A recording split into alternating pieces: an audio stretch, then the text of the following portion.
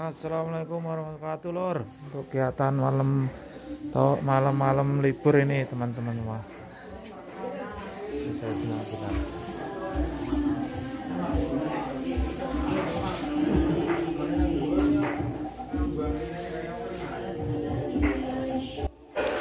Selalu kita ucapkan kalimat mulia ini dari lisan kita kepada zat yang paling layak untuk disembah, dihormati, ditunduki, karena memang dialah satu-satunya pencipta semua yang di langit, semua yang di bumi, semua yang dapat kita lihat dan tidak kita lihat.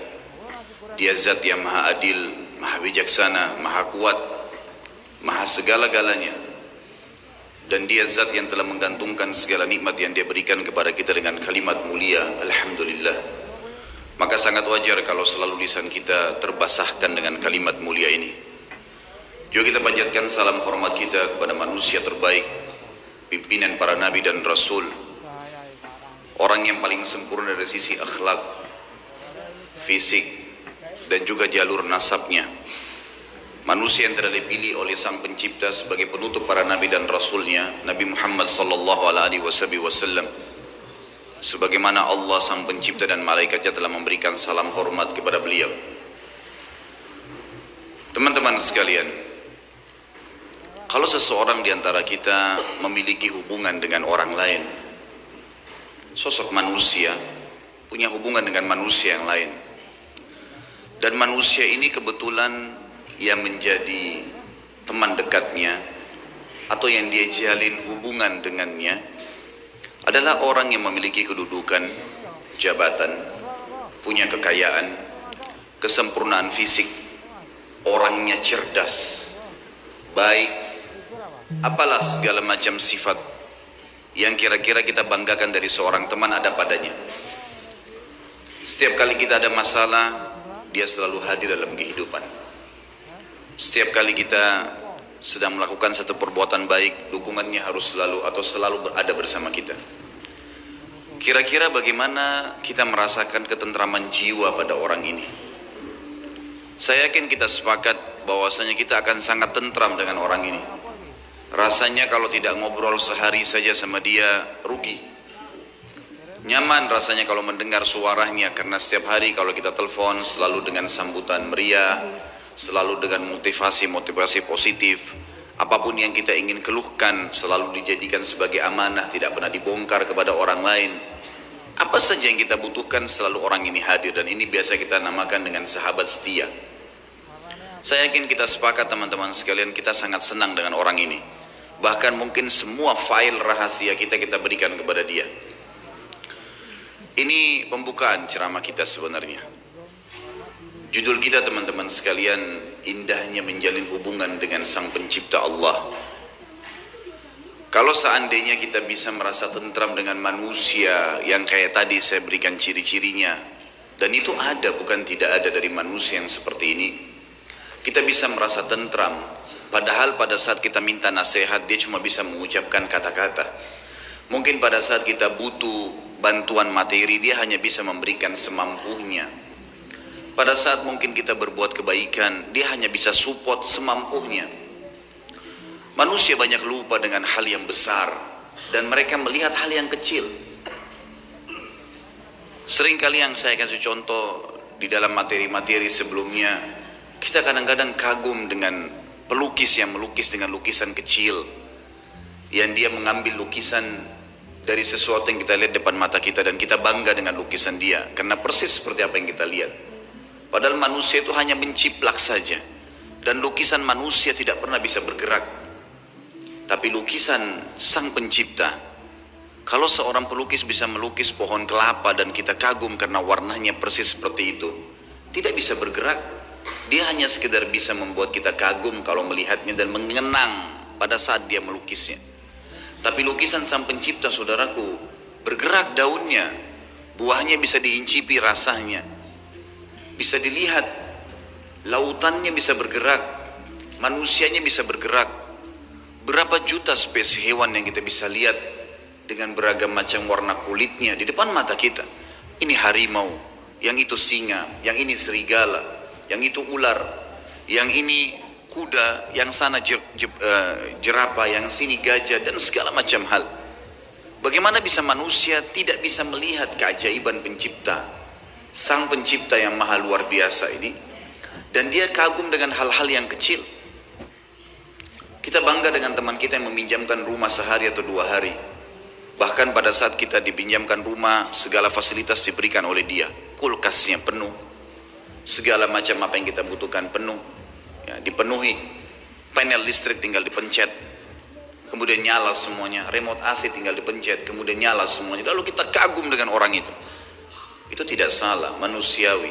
Tapi yang salah adalah Anda tidak bisa menilai panel-panel listrik yang besar. Teman-teman sekalian, bukankah ada matahari yang terbit setiap hari tanpa kita memencet panel listriknya? Bagaimana besarnya kita bangga dengan panel listrik yang kecil, dan kita lupakan listrik yang luar biasa, yang tampaknya tidak ada makhluk yang bisa hidup. Bagaimana kita lupa dengan hal yang besar seperti itu? Bagaimana caranya kita bangga dengan lukisan seseorang tadi, dan kita lupa dengan di depan mata kita ribuan makhluk, jutaan, miliaran dari hewan-hewan, dari serangga dengan suaranya, dengan warnanya, dengan gerakannya. Manusia depan mata kita dengan beragam macam paras wajah, warna kulit. Lisan kita bisa mengucapkan kata-kata dengan beragam macam bahasa. Bisa membedakan mana rasa manis, rasa asin, rasa segala macam, asam dan seterusnya dalam waktu yang bersamaan. Hidung kita bisa membedakan mana bau wangi, mana bau busuk dalam waktu seketika. Kita lupakan sesuatu yang besar seperti itu, dan kita bangga dengan hal yang kecil hanya karena teman kita menyemprotkan minyak wangi dan kita rasa wangi. Hanya karena kebetulan kita lewat di sebuah tempat dan kita bisa mengatakan, oh busuk bau ini. Dan kita lupakan alat di hidung kita yang bisa membedakan bau wangi dan bau busuk seketika. Bagaimana bisa manusia lalai dengan hal yang besar dan mereka bangga dengan hal yang kecil, saudaraku? Dan inilah upaya syaitan laknatullahi alaihi untuk menjauhkan manusia dari penciptanya Allah subhanahu wa ta'ala. Allah zat yang maha pemurah, maha penyayang, menyebutkan dengan beragam macam sifat-sifatnya, dan memang kita lihat depan mata kita. Pada saat Allah betul-betul mengatakan alhamdulillahi rabbil alamin, segala puji bagi Allah Tuhan alam semesta, memang semuanya memang dia yang ciptakan. Semuanya yang kita lihat dan kita lihat memang dia yang ciptakan. Dia pemilik alam semesta ini. Kemudian Ar-Rahmanir Rahim yang maha pengasih dan maha penyayang. Memang benar-benar dia maha pengasih dan penyayang. Fir'aun yang jelas-jelas mengaku sebagai Tuhan, membantah Musa alaihissalam, kufur kepada Allah dan mengatakan kepada Haman, ya Haman ubni li sarha la'alli attalu ila ilahi Musa wa inni la'adhunnuhu kadhiba. Wahai Haman, buatin saya menara supaya saya bisa naik dan saya mau lihat Tuhannya Musa itu. Pencipta dia juga. Dia tantang seperti itu. Mungkin saya bisa lihat Tuhannya Musa dan saya pasti yakin Musa itu pendusta. Tapi apa perintah Allah kepada Musa dan Harun alaihissalam? Idhaba ila fir'auna wa qula lahu qawlan layyina. Pergi ke Fir'aun tuh. Hai Musa dan Harun, ucapkan kalimat yang santun. La'allahu yatadzakkar aw yakhsha. Siapa tahu dia mau sadar. Karena dia tidak ngerti nih. Dia nggak tahu itu. Allah subhanahu wa ta'ala dengan kasih sayang yang luar biasa, sampai seorang pencuri pun kalau ketangkap, kepergok dan dikeroyoki oleh masyarakat, teman-teman sekalian, itu juga bentuk kasih sayang Allah kepada dia. Demi Allah, kalau Allah nggak sayang sama dia, Allah biarkan dia dengan kesalahannya, maka di depan mata dia ada lubang api neraka yang akan membakar dia. Allah sudah ingatkan sebelum dia mencuri, sebelum dia kepergok, ada rasa takut, rasa khawatir, kemudian mungkin ketangkap sekali, tapi tetap dia ngotot. Bagaimana caranya Allah berhentikan? Didatangkan sebuah masalah yang berat buat dia supaya dia kapok. Kalau Allah biarkan dia tidak kebongkar, bayangkan berapa banyak kerusakan yang akan dibuat oleh orang ini. Dan Allah tahu dengan kemahamurahannya dan kasih sayangnya, hamba ini nggak ngerti, bodoh nih. Dia akan jatuhkan dirinya pada neraka yang dia sulit untuk selamat pada saat itu. Lebih baik sekarang kamu digebukin dan kamu akan tahu bahwasanya itu adalah berbahaya buat kamu kalau kamu lanjutin. Ibnu Qayyim rahimahullah, seorang alim ulama yang mengenal Tuhannya dan tahu bagaimana menjalin hubungan dengan Allah, berkata, Allah itu, kata beliau, kalau saya memberikan penjelasannya tidak disamakan dengan makhluk, tapi contoh beliau datangkan seperti seorang anak yang sedang minta tolong pada orang. 가실의 그림? Berikan kepada si anak tadi. Kenapa tidak diberikan? Karena ternyata si anak ini mau keluar dan bergaul dengan temannya yang buruk.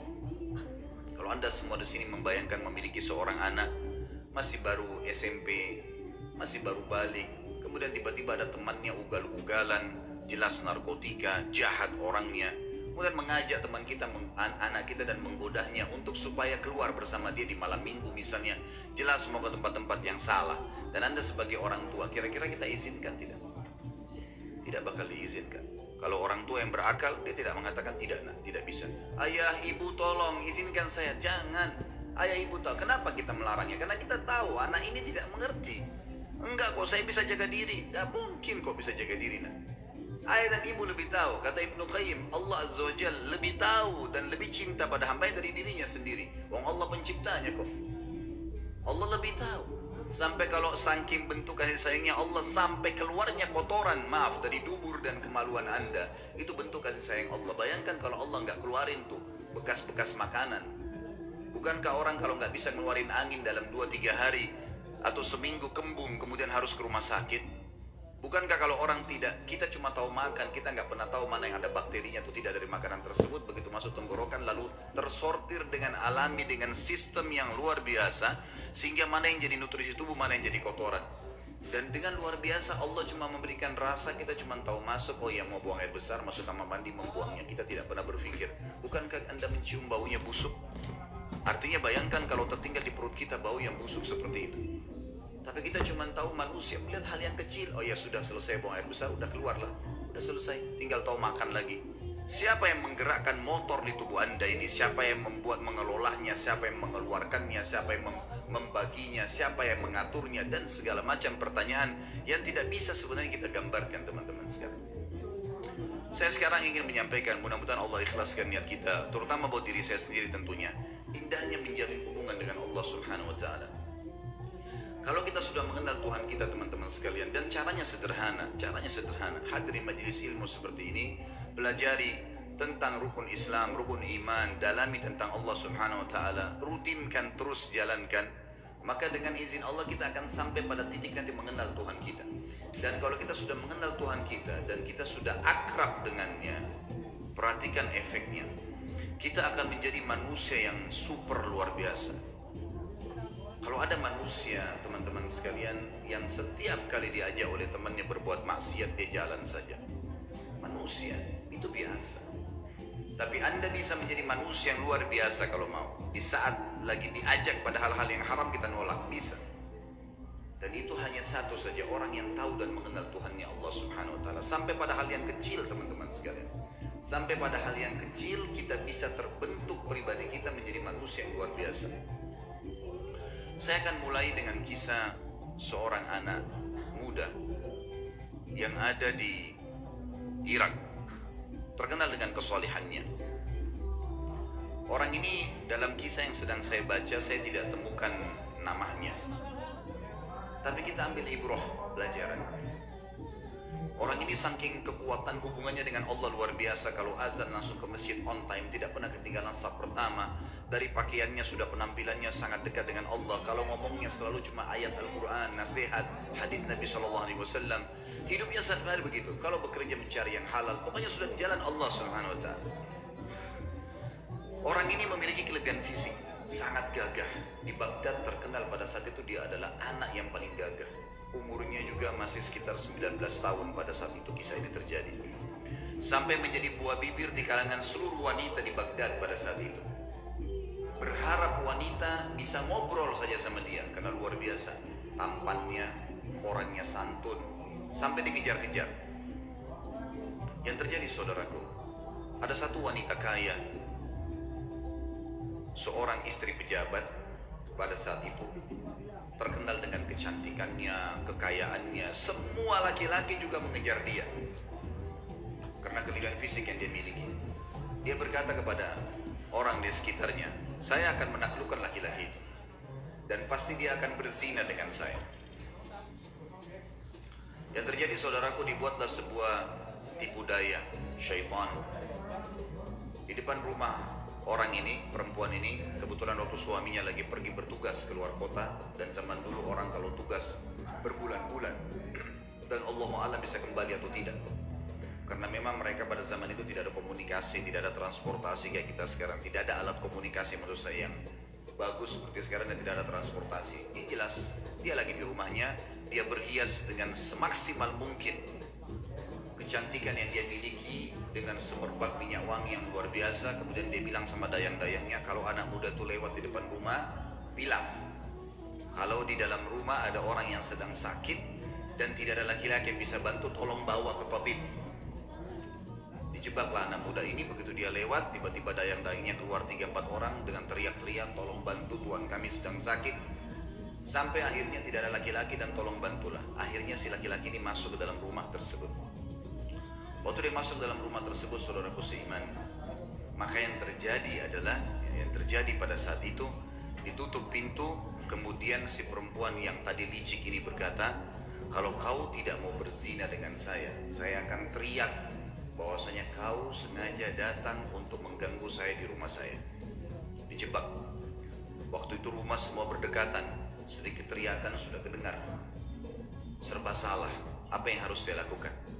Terjebak di sebuah ruangan rumah dengan wanita yang sempurna, terjebak di sebuah ruangan, wanita di depan matanya dengan kesempurnaan, cantik, kaya, punya jabatan, tinggal minta dia berzina saja.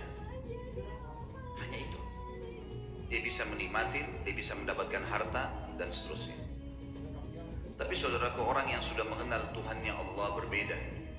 Dia sudah tahu siapa dia sudah tahu siapa yang akan dia hadapin dari makhluk juga ini. Dia sudah tahu bagaimana hukum Tuhannya. Dia sudah tahu janji-janji Allah nanti kalau dia meninggalkan yang haram, nantinya di surga akan dibalas apa. Dia sudah pelajari semuanya. Maka dia pun berdoa kepada Allah mengatakan, ya Allah, Engkau tahu bagaimana aku menjaga hubunganku denganmu dengan baik. Dan dari dulu aku sudah selalu digoda untuk melakukan hubungan dengan lawan jenis dan aku selalu menahannya. Kenapa sekarang aku tiba-tiba masuk dalam sebuah jebakan syaitan yang seperti ini? Selamatkanlah ya Allah. Tiba-tiba dia rasa mules, perutnya nggak enak. Kemudian dia bilang, saya mules, saya butuh kamar kecil. Kata perempuan tersebut, kamar kecil di depan mata saya ini, buka, silakan masuk. Tapi tetap setelah kau keluar kau akan zina dengan saya. Kalau enggak saya akan teriak. Dia masuk, kemudian dia buang air besar. Dalam kisah ini, maaf, kisahnya memang begitu. Buang air besar. Setelah buang air besar, muncul ide dari pikiran dia. Tiba-tiba Allah berikan petunjuk. Dia mengambil kotorannya sendiri, dia tempel di bajunya. Pada saat dia keluar dari ruangan tadi, si perempuan kaya ini yang terkenal dengan kebersihannya, kecantikannya segala, kaget melihat. Tadinya bajunya rapi orang ini, tiba-tiba penuh dengan kotoran dia sendiri. Lalu dia mengatakan, kenapa kau begini? Dia bilang, saya begini orangnya. Inilah yang sedang terjadi sekarang. Maka kalau kau mau berzina, saya orangnya sudah seperti ini. Ini kotoran di badan saya. Akhirnya perempuan tersebut mengatakan, keluarkan laki-laki. Laki-laki ini jorok dan kotor. Dikeluarkan dari perempuan tadi. Dan dia begitu keluar di depan rumah perempuan tadi, sujud syukur kepada Allah selamat dari zina. Bagaimana seseorang kalau tahu dan mengenal Tuhannya, dia akan menyelamatkan dirinya dari dosa. Bukan cuma terjerumus, sudah terjebak masih bisa lari, teman-teman. Betapa lemahnya banyak orang di antara kita. Bukan cuma dijebak, dianya sengaja jerumuskan dirinya. Padahal sabda Nabi SAW jelas dalam hadis Bukhari, kalau seseorang hamba berbuat dosa, satu dosa kecil, tertetes di dalam hatinya titik warna hitam, kelam. Kata ulama hadis begini, maksudnya apa tetesan hitam itu? Dia akan merasa beberapa hari ke depan hidupnya gelap, hidupnya sulit dengan satu dosa kecil. Hidupnya sulit, kelam, banyak pintu-pintu rezeki yang masih tertutup sampai titik hitam itu bersih. Apa kata Ibnu Umar radhiyallahu anhu? Aku mengetahui beratnya dosa kecil yang aku lakukan. Akar dzam, dosa yang paling kecil. Mungkin kita cuma melihat sesuatu yang biasa, mungkin cuma sekedar dengar sesuatu yang tidak disengaja. Saya tahu Allah mengharamkan saya sholat berjamaah subuh di masjid sebulan. Terharamkan dari ibadah gara-gara dosa yang paling kecil bagi dia. Sampai saya kadang-kadang teman-teman sekalian kalau menyimak kisah orang-orang saleh ini menganggap diri kita luar biasa kecil. Saya pernah diajak sama istri saya ke satu tempat, butuh sekali harus masuk di mall. Lalu kemudian saya ambil headset handphone saya pasang di kuping. Sambil saya dengarkan ceramah saya sendiri atau saya dengarkan tilawah. Waktu itu tiba-tiba terlintas di benak saya seperti sebelumnya, subhanallah saya nggak pernah terfikir kalau saya masuk ada musik, saya pikir ini adalah hal yang biasa. Bukan saya yang putar kok gitu kan. Tapi setelah saya simak kisah-kisah orang soleh ini dan saya pahami makna hadis tadi yang saya sebutkan, ternyata titik noda hitam di dalam hati dari dosa itu walaupun kecil sudah cukup mengharamkan kita dari nikmatnya ibadah yang luar biasa, gitu kan? Sampai saya pasang headset tersebut, saya putar. Saya belum menasihatin istri saya karena saya sendiri juga masih bilang, saya sendiri masih butuh itu. Sambil jalan, kemudian selesai belanja kami keluar dari mall, lalu dia tanya, kenapa tadi pakai headset? Saya bilang, bukan tadi kamu dengar musik di sana sini? Dia bilang iya, tapi kan bukan kita yang putar. Saya bilang iya. Ingat, dosa itu seperti segelas racun. Kamu tahu atau tidak tahu itu racun, tetap akan berefek. Saya tidak mau nodai iman saya. Betul-betul memang saya rasakan sendiri selama ini. Subhanallah, kalau saya jalan ke mall dan dengar musik pun, begitu pulang berbeda ibadahnya. Ada gangguan di ibadah sholat malam, ada gangguan di bacaan Al-Quran, ada gangguan di ibadah-ibadah yang lain. Dan itu nyata memang, subhanallah. Makin kental kita jaga hubungan dengan Allah subhanahu wa ta'ala, makin jeli kita hati-hati dalam menjaga hubungan dengan Allah, maka makin kental hubungan dengan Allah subhanahu wa ta'ala, makin terasa itu kenikmatan imannya. Makanya syaitan berusaha untuk mengelabui itu. Bagaimana caranya supaya bisa rusak itu? Coba kita simak sekarang kisah, banyak kisah-kisah orang saleh. Kalau kemarin ada beberapa sahabat yang kita angkat kisahnya dalam generasi emas Islam, kita coba korek sekarang kisah tabi'in. Mungkin ada di antara anda yang mengatakan itu kan Ustadz kemarin sahabat, lihat Nabi. Baik, kita lihat generasi tabi'in. Kita lihat generasi yang tidak jauh dari kita, tidak melihat juga Nabi Muhammad SAW. Saya akan angkat misalnya contoh teman-teman sekalian, Muhammad bin Sirin. Muhammad bin Sirin salah satu ulama tabi'in yang terkenal dengan keimanannya dan beliau ahli ta'wil mimpi. Pedagang di pasar. Satu waktu beliau berdagang, kemudian ada dagangan dia ragu, kayaknya salah nih. Ragu, cuma ragu bimbang. Harganya 40.000 luar biasa juga. Ini bisa mungkin sampai puluhan juta, mungkin 60-70 juta. Asyhadu an la ilaha illallah. Kalau sumbernya ini kayaknya haram. Satu pasar itu.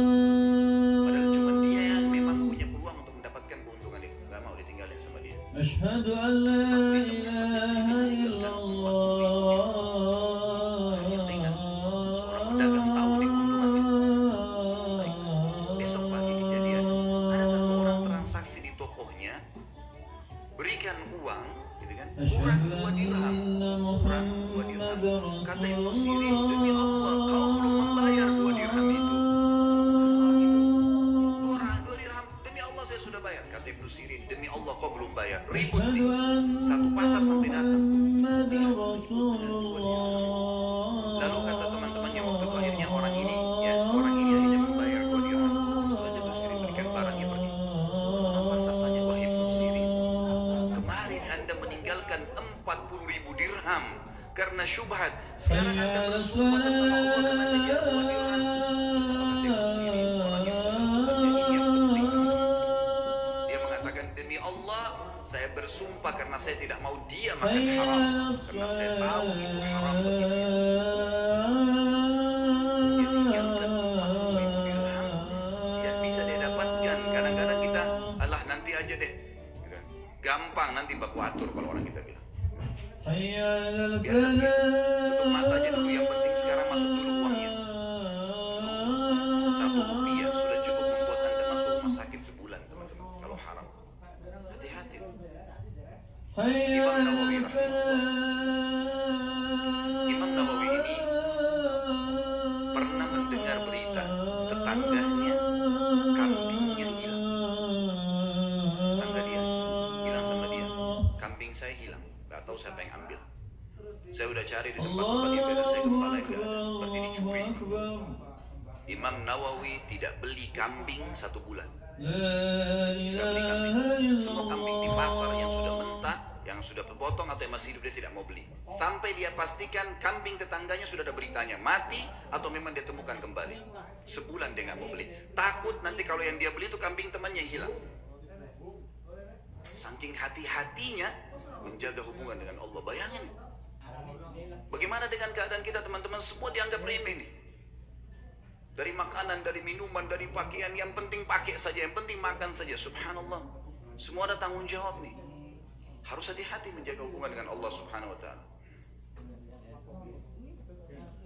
Ibnu Sirin ini pernah menasihatin seseorang dengan nasihat yang sangat santun. Orang ini kebetulan mencaci maki Hajjaj bin Yusuf. Kalau teman-teman belum kenal Hajjaj bin Yusuf, orang ini luar biasa jahatnya.